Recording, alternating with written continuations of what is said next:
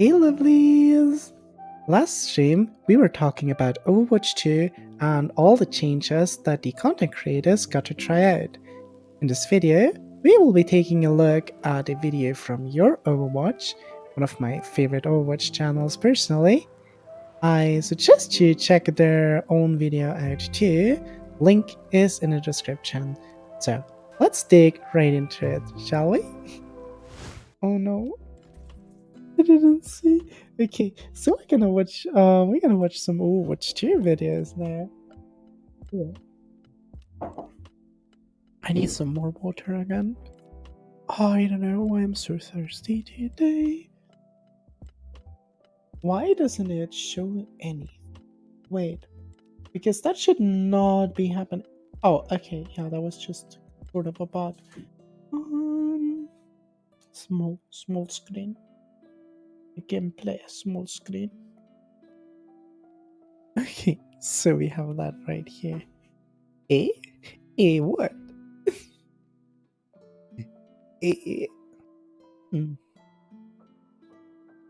Okay. I don't care. Thank you.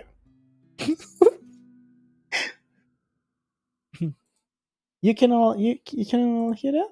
No, of course you can't. We're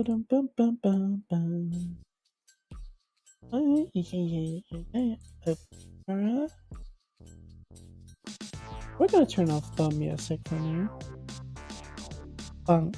What's going on, guys? It's Frito here for Your Overwatch. Yes. Myself and many other creators got the chance to play in the closed alpha for Overwatch 2, and I'm very happy to say that I loved it. The best endorsement a gamer can give is that they're addicted to a game and want to keep playing it. The improvements are so good, it was painful to try to go back to Overwatch 1. But the good news is, I think, for all of you trying to get into the PvP beta, you're going to be pleasantly surprised. Overwatch 2 is a more thoughtfully designed game. It's easier to understand, less frustrating, and you have more agency and carry potential as an individual. Okay, I'm throwing tons of stuff at you. I'll explain all these points through the video, but first, a quick message from today's video sponsor. It seems to be The really main relevant, conclusion is that especially for you. Overwatch 2.0 is way more fun, mainly because a long list of annoyances from Overwatch 1 have been directly addressed. Overwatch 1 was built around team play, which, as everybody knows, is very annoying with random players. It always felt like trying to get kindergartners to walk in a straight line. Your individual success was directly tied to the relationship between your team all the time. Doing things together was foundational to how you had to play the game, making for the foundation for Overwatch 1 to be very frustrating. Overwatch 2.0 plays nothing like this.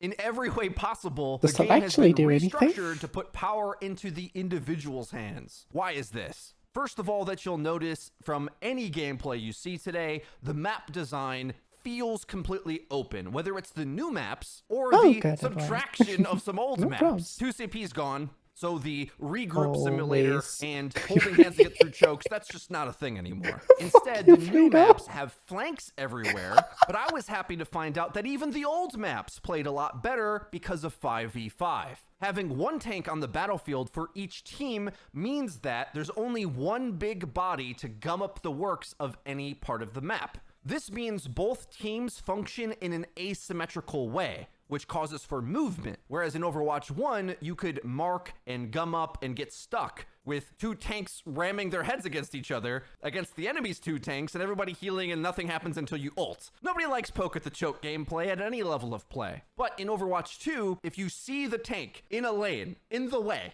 you always can walk the other direction, which is one of the most freeing, liberating, wonderful aspects of any shooter game, being able to go where you want. It's almost hard to describe a world where you're playing Overwatch and you're not constantly destroyed or insta-killed or chain-stunned when you walk around the wrong corner. Well, Overwatch 2 accomplishes this for a few reasons. The crowd control of the game is largely reduced. So things that used to add chain stuns or instantly punishing you for stepping out too far, like Mei fully freezing you, no longer exists. McCree no longer has a flashbang, instead he has a bomb, a sticky grenade. Brigitte doesn't have a stun. Squishy characters on the whole largely don't have crowd control. A few still do, but it's reduced so much that as any character, walking around a corner doesn't mean insta-kill, chain stun death. It instead means you're going to go find a hero shooter duel to go fight and take. And while yes, the tank characters still have stuns, they're large characters, so they're easy to see and know where they are most of the time. Except for Doomfist, he flies in the sky now, so look out for him.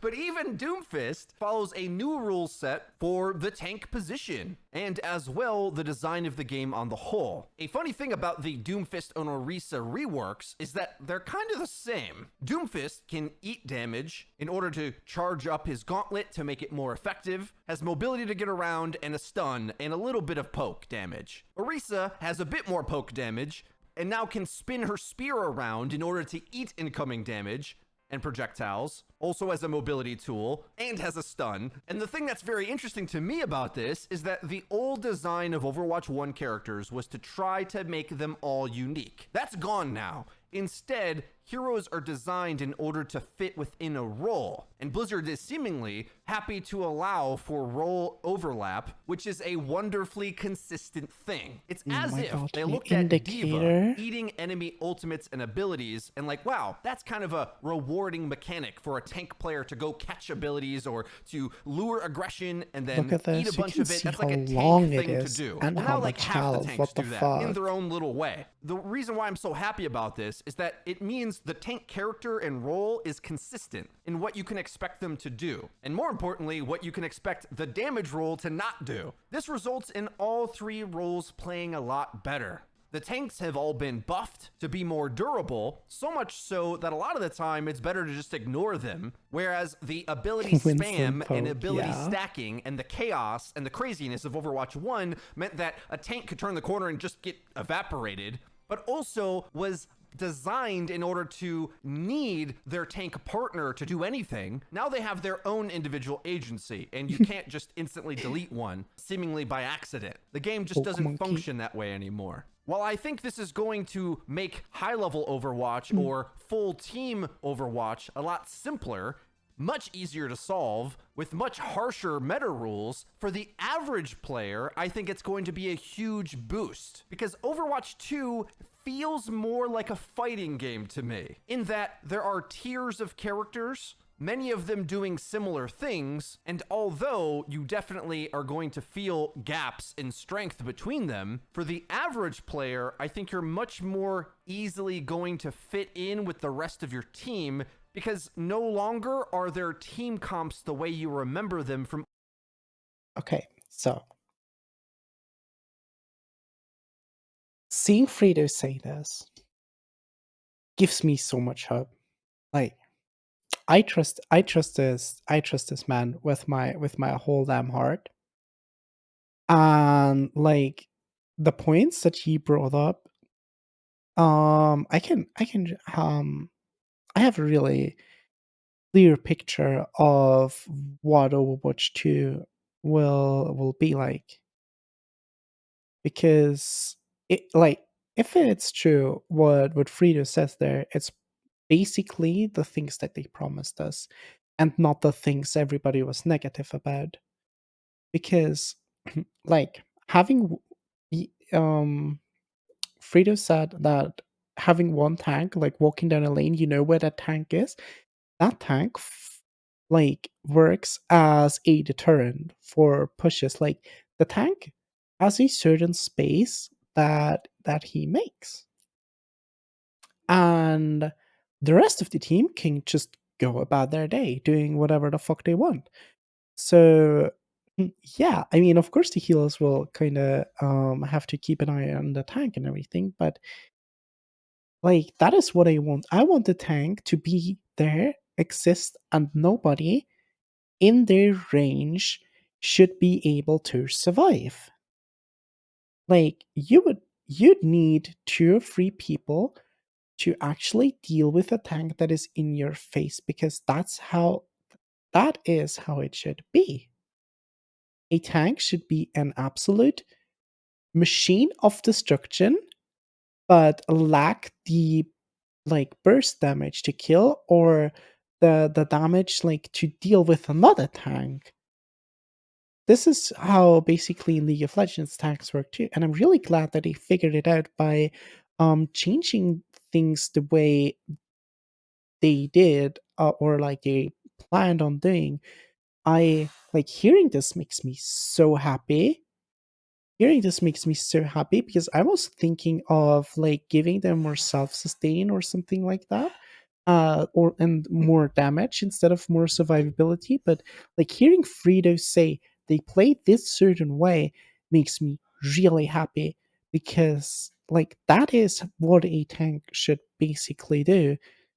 They should deter people from being able to push a space. Like that is the whole definition of a tank. Like protecting others should be the work of the supports. The tank shouldn't be primarily there to protect their team. They should be able to make space. And then like with everything is yeah, like balance and which one, I mean think of it. Um which tank really yeah, you have your tanks basically stacked together to do anything, or you have like a huge crossfire, but it always requires so much coordination to get fucking anything done. A tank without any threat is just, yeah, exactly. Like it's basically Roadhog out of Hook Rank. I'm I don't know what to do with Hog. I'm really curious about how Hog plays in this game. I don't like the character at all. I think I said that a few times on stream.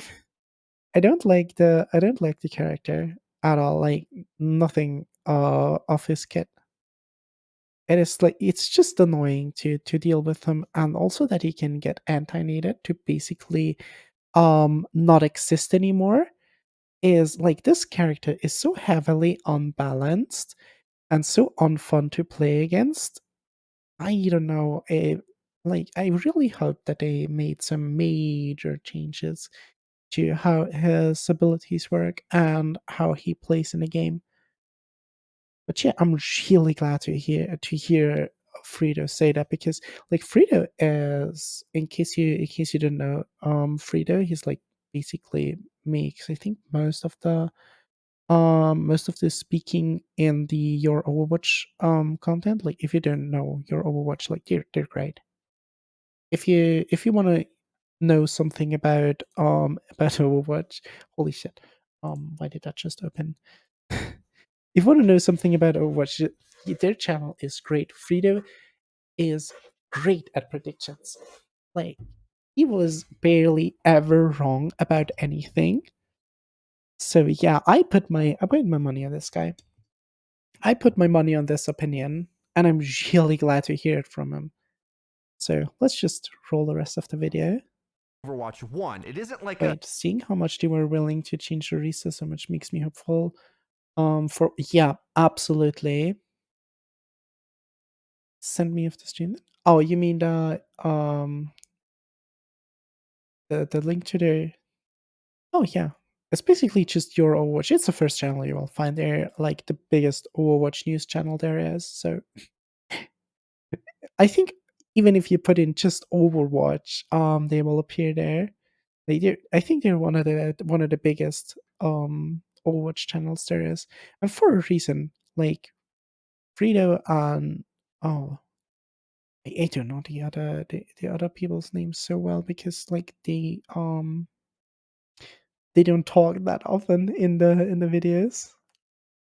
But yeah, like they make great content. They do so much research for it. So like they basically were never wrong about anything, about meta changes, about like how the community perceives stuff and has fun with it. Like they're really great.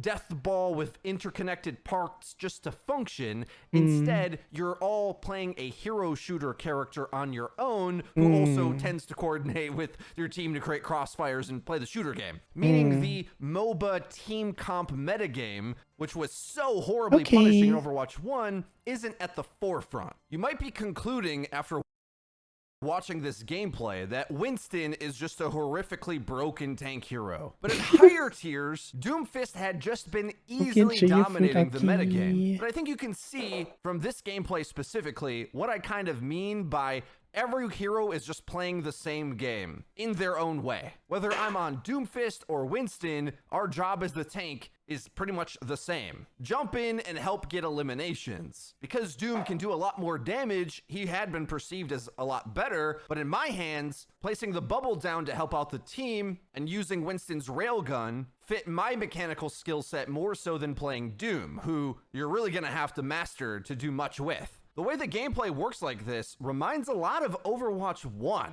when it first came out. You young guns may not remember 6 years ago, but back then it was also the case where there was very few stuns in the game.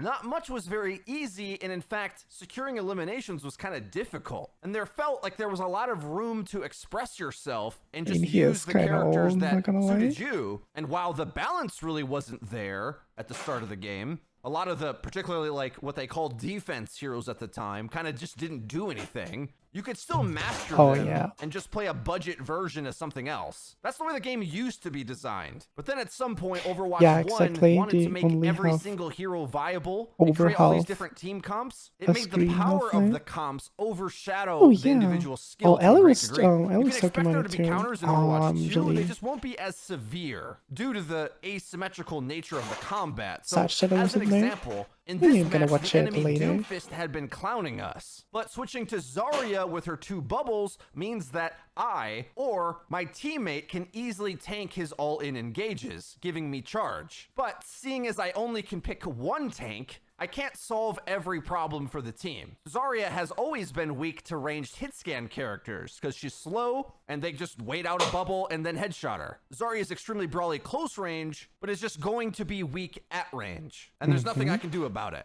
I love this part of the game because it means no matter what, your team comp isn't fully safe. Close range, but it's just going to be weak. Is that Grav? No. And they just wait out a bubble and then headshot her. Zarya is extremely Sojourn close range, but it's just going to That's Sojourn slow. Okay.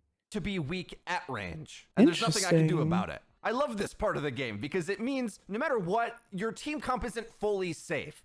Good. In Overwatch 1, your team comp kind of played the game for you. Like, you existed with the right abilities in Overwatch 1, not in Overwatch 2. In Overwatch 1, it was very common for the enemy tank line to have a real team comp, and if your team wasn't playing the same one, it felt like you could do nothing. In Overwatch 1, you're really used to having too many abilities in the way that just stack on top of each other, where there's a shield here, there's a shield there, there's an immortality field behind it. You can't kill a thing. It's not possible to even find an elimination, much less a fair fight. Overwatch such a huge problem. As the movement and flow and asymmetric nature of the combat flows out, even as your team starts to go down, there's avenues and lanes for you to go find a fight to potentially carry. It's the That is so cool. It sounds so cool. Okay, so I want you all to like discuss how Roadhog can be fixed. I'm gonna read later.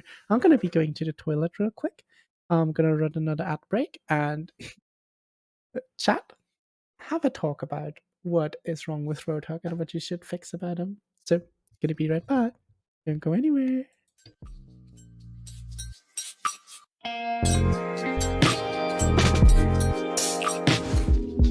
Hello.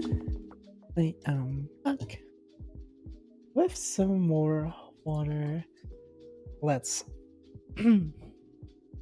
Okay. I'm sorry.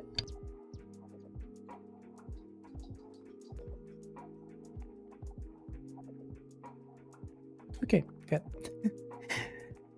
Oh, Glaze wrote a lot of stuff there. Let's go over everything. They should remove. Yeah, please fucking remove. Please remove his one shot. It is not an okay thing for a tank to have. Looking at you, Sat from League of Legends. Fleek fucking got this character, please. No, well, literally nobody likes to play. to have tanks be able to one-shot somebody. Like, maybe really sadistic, evil people. Okay. No, but for real, I don't think it's a healthy game mechanic. I think they should have they should get a scrap date. Oh my god, like I'm gonna read through everything of yours, and then I'm gonna say mine. And they should focus more on making her ability as a major threat with the team and around. Yeah, absolutely. Yes. Yeah, like having him slow after a hook, but like the hook not doing any damage would be really good. And like maybe like getting rid of a little bit of the burst potential of the shotgun, but give him more meaningful like damage in long range, and please remove this mechanic where he can randomly one-shot people with this alternate fire just because they're on the magical range. But like it is just idiotic when that happens. Like, you get fucking one shot on a range that, like, no, please just remove that. Change how that mechanic works, please. Okay, so his take a breather should be replaced for a slowing area, I think, similar to how Search's heal pad could be placed, where he can also stand still and heal a small amount. That is actually really interesting. Especially like with like slowing tied to tanks, it would really fit his role as a high CC character. Hawk has no threat on an effect and he does that. Yeah, exactly. And changing that to have a threat to mobility increases his absolutely agree. I've no idea for an old Holog, still kind of works for this idea, but it feels a little out of place. Yeah. Absolutely. I mean, what I like, listen to this. What I thought is, what if you could hook your allies, and not like you hook them and they go to you, but you throw the hook to them, they press the interact button and they fly to you.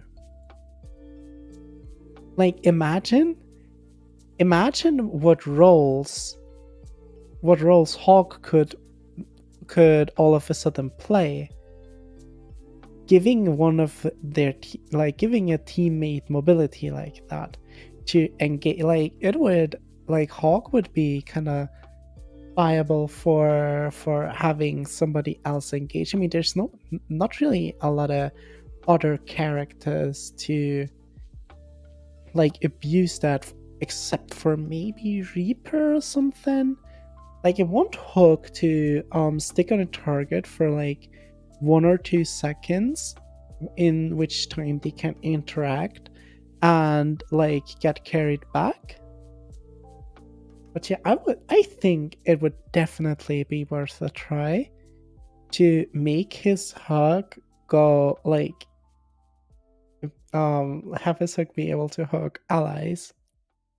I think that would be so fun. I think like that would dramatically change how Hawk would play. Oh yeah, I think so too. And I mean, his alternate fire, I hate his alternate fire. It is a shotgun, but on long, like, the only thing it does is break shields and magically fucking one-shot people on a distance that is like absolutely ridiculous. So yeah, his alternate fire is like, it doesn't give him much else. Like, it doesn't feel like an alternate fire in some way.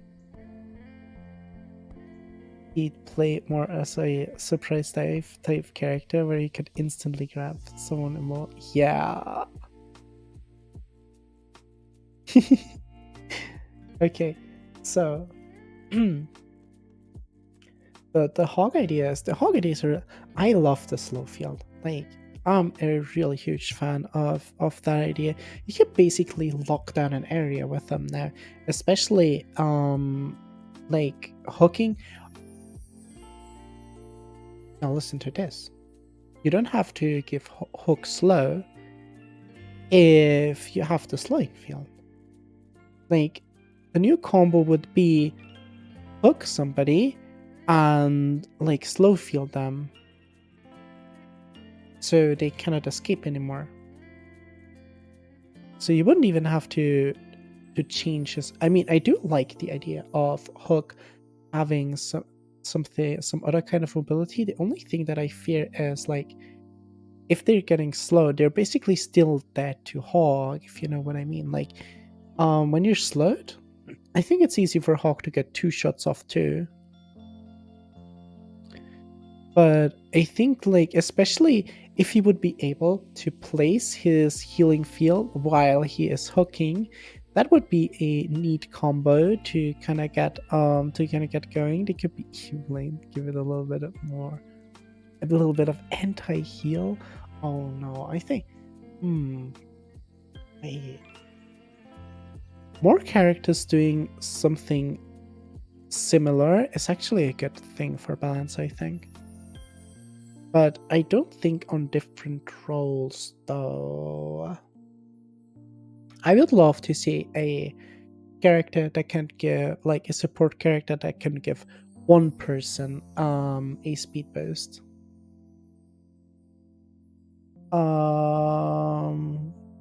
Do you have permission for what? Do you have permission for what? Like, I have no idea. I have no idea what for. Was no game?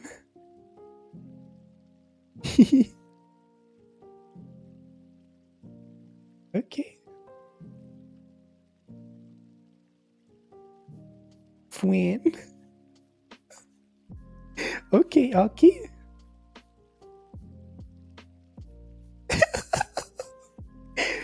Okay, I think we're gonna continue with the video, and if you guys want to talk a little bit more, or if I have something to say during the video, we'll just continue our chat. It's gonna be hard to, but it feels possible if you play well enough. I wouldn't personally say it makes the game play like Call of Duty. I think that is a ridiculous statement, having played it now myself. Because all the characters are so wacky and wild, you're definitely playing a hero shooter, but what you're not playing anymore is an RPG game. Overwatch 1 team comps felt so easy to make a build that you could cheese a boss with in an MMO. This comp just can't die. Well, good luck playing anything else against it. Playing with randoms, having a weak hero on your team will definitely be bad, but it's not like you needed that character to play some specific thing for your entire team comp to function. Because the base standard of the game is a hero shooter where you alone will be going and doing your own thing anyway. I'm trying my best to explain this, but really you're just gonna have to play it to know what I mean. If you're a fan of Overwatch, you're like, everyone being self-sufficient, that sounds ridiculous. But you kind of are, because there's space on the map to do so, and there's only one tank, so their damage mitigation can't be everywhere at once. We'll be making lots more videos breaking down the new way Overwatch 2.0 plays. The general themes are more agency for the individual, way more hero overlap, less frustration, more movement, less stuns. But now I want to get into negative byproducts of this, which for the greater good, I'm for all the positives, but I just want to be realistic on what to expect. With everything in life, there's always trade-offs. And while Overwatch 2 becoming a much more direct skill-based game, where it's less about picking the right Pokemon counter to be super effective against the enemy, and more about executing your kit and character to their maximum potential with the hero shooter mechanics, well, that means you need mechanics in order to win. Now, it's not always aim per se, but it definitely is movement and accuracy with whatever your hero does, with a very key caveat that a lot of it is not easy. While characters like McCree, Brigitte, and Mei losing their ability to easily stun an opponent makes the gameplay better, it also means you do not have easy selections in those categories to kind of just support the team with some over-the-top stun effect. No, in Overwatch... Now, listen to this. The problem with characters that do that, of course you can say, you like these characters in the game because they make you be able to play the game without requiring aim or without requiring a certain skill. Like, why do you need that though? Why don't you just play in a lower elo until you can increase that skill that you're lacking? The thing is, once you cannot pick these characters that enable you to play in a elo that you do not belong in, quite frankly, like, what are you doing then? You're throwing. Like, if you cannot really aim, and because of that reason you play something like Mei on DPS or something like that, or Brigitte on support, like, with having so much value attached to you,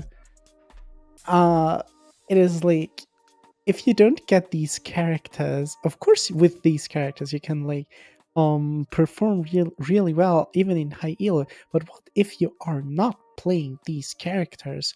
Like, what if your team kind of doesn't allow you to do that, or the enemy counters you too well, or something like that? If that happens, you are basically just throwing, and having the skill more leveled so that nothing is so over the top that you can just basically skip a skill set that you need to master for other heroes.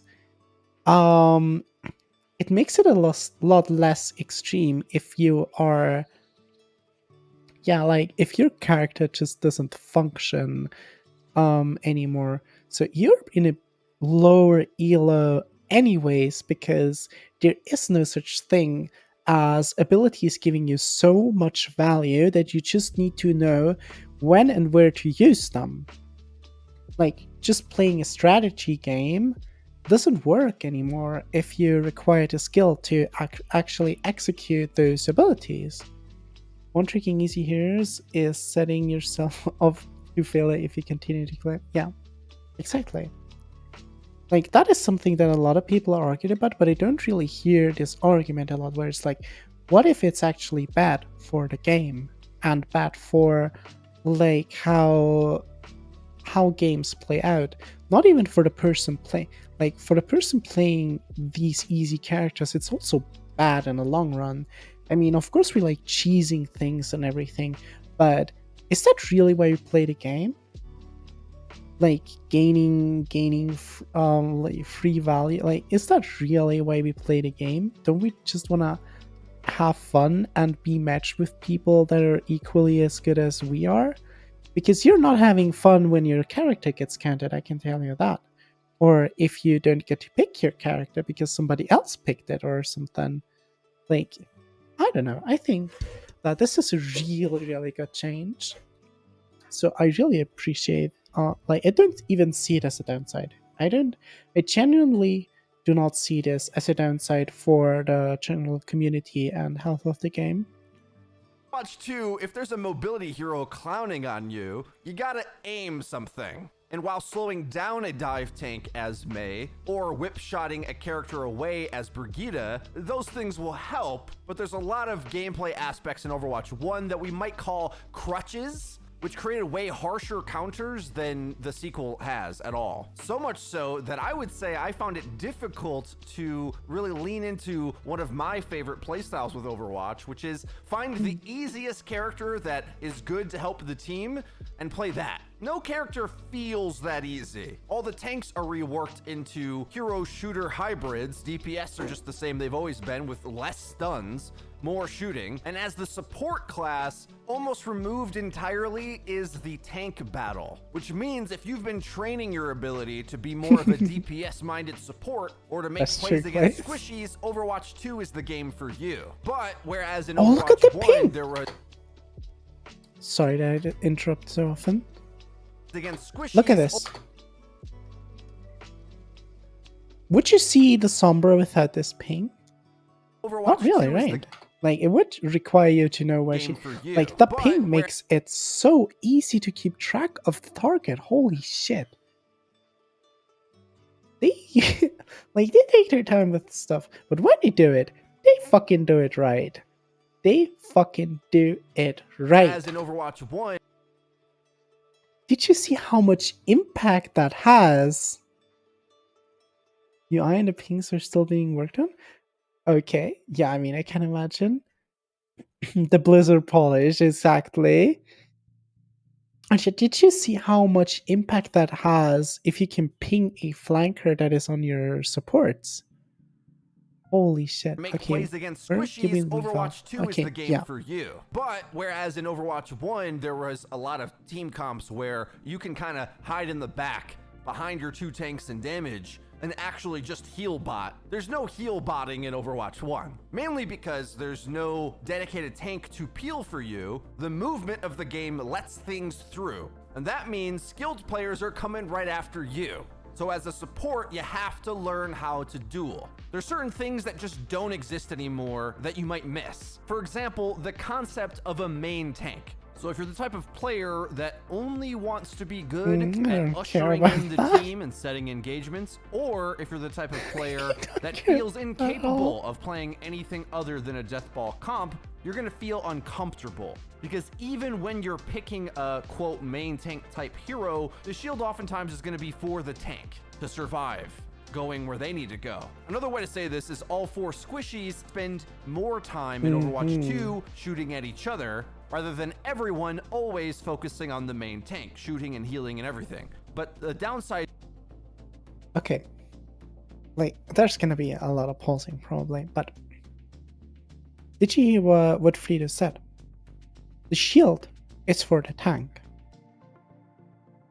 Yeah, there's a timer on the shield too.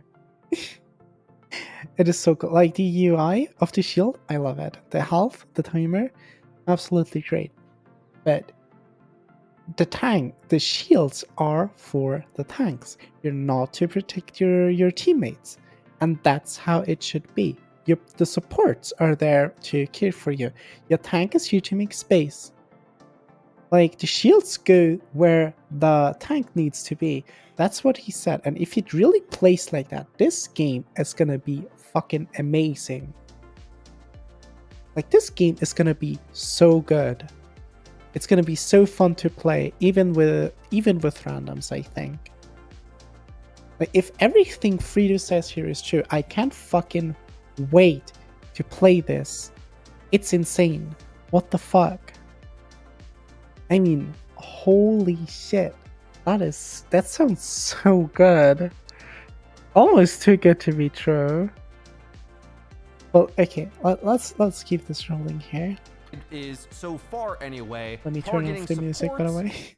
Is almost always the best call. Because think of it, tanks have more health, and there's 2 healers and 1 tank. So yeah, you can get a lot of damage in on them, but they can take it and out heal it, and most of the time you're not going to kill the tank. Damage characters are squishy themselves, but can receive healing and have the most damage. So going to fight them might be a bit unfair for you, which means in this asymmetrical fighting style, the most vulnerable target who you should try to go get first is the supports. Which, yes, support players, so far in our alpha testing, they had been the weaker role. But in all these conversations and feedback we've been giving to the developers about this, I've lost track, because before the alpha, if you think back to the first time they showed significant gameplay when the pros played in Hawaii, the thought process of the devs at the time is that the supports were by far and away the strongest. I'm a little confused if this is a playstyle difference where the developers just aren't targeting the most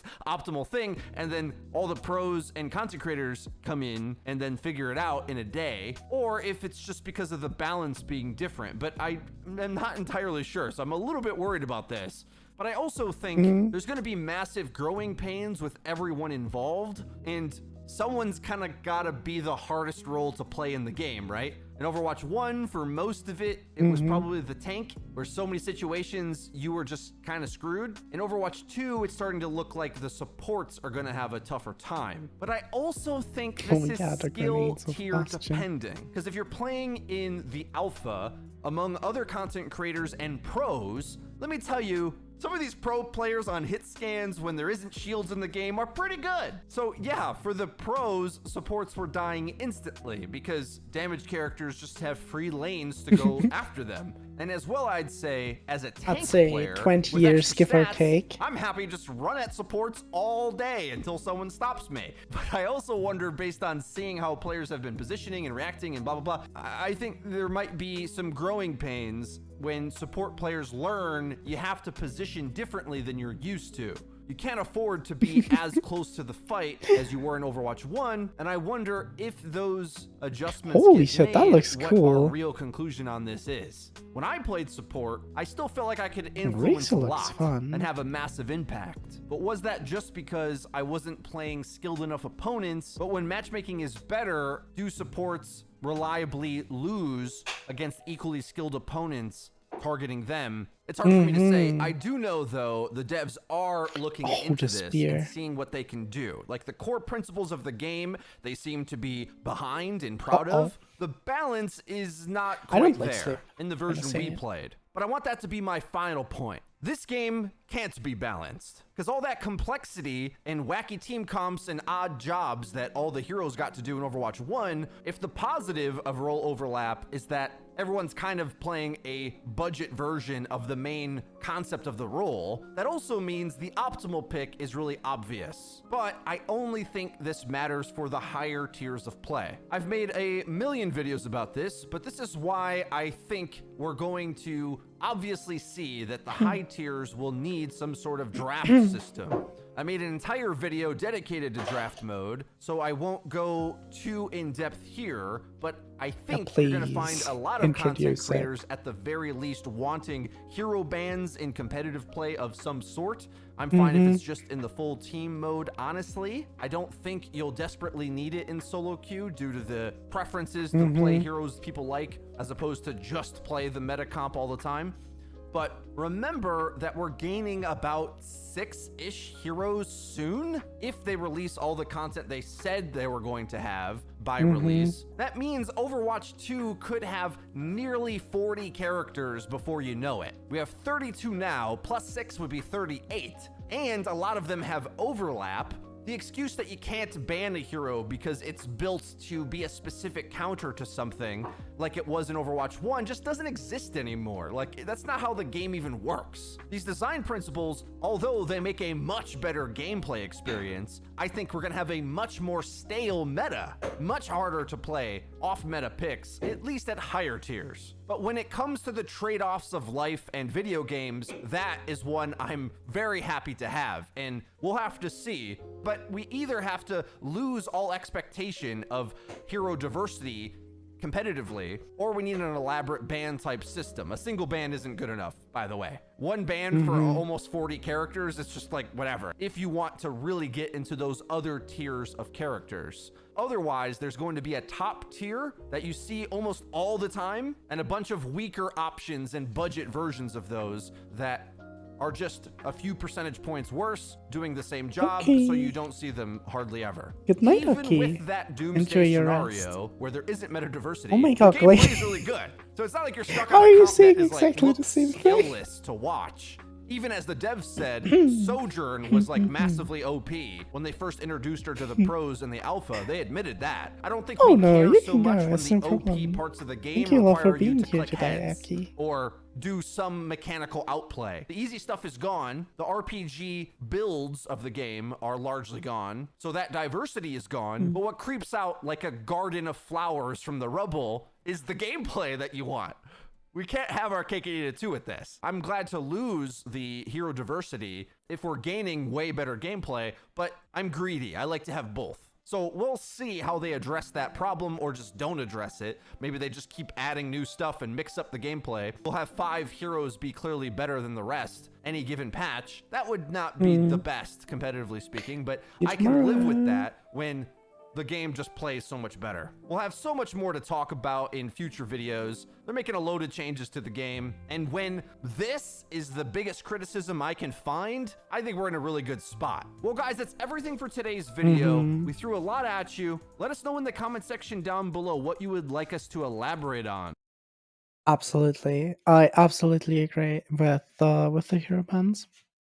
Like, it feels so good in League of Legends to ban Set. Honestly. No, but like any character that you don't want to play against. Like, he's right. You don't have to have it in, definitely not in quick play, or like have it like League of Legends where you have different modes, where you have a blind pick, a draft pick, and then you have ranked where you always get your bans. But like, please just have it in the game at some point, because it, like, some of the characters will be impressive. Like, as he said, there's no way to balance this. There will always be something that is broken, and being able to ban pieces of something, or like ban a absolutely broken hero, is gonna be key for like this game being competitively successful. It won't really matter to casual players, but like, if they want this game to succeed competitively, please just do it. Please just throw in a proper ban system like every fucking other competitive game does. Like every other competitive game. It is healthy for your game. Believe us. Believe us. Oh, there was something I wanted to say that I wanted to say too. That he mentioned.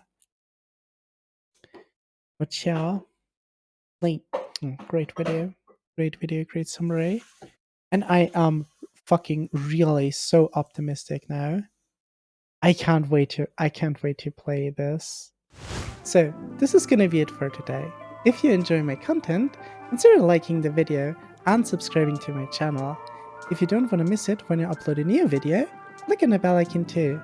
If you want to see me live, follow me on twitch.tv/miamyriad. Your interaction helps me a lot to grow, and it lets me see if you people enjoy this kind of content, so I can keep making more of that kind. So, bye!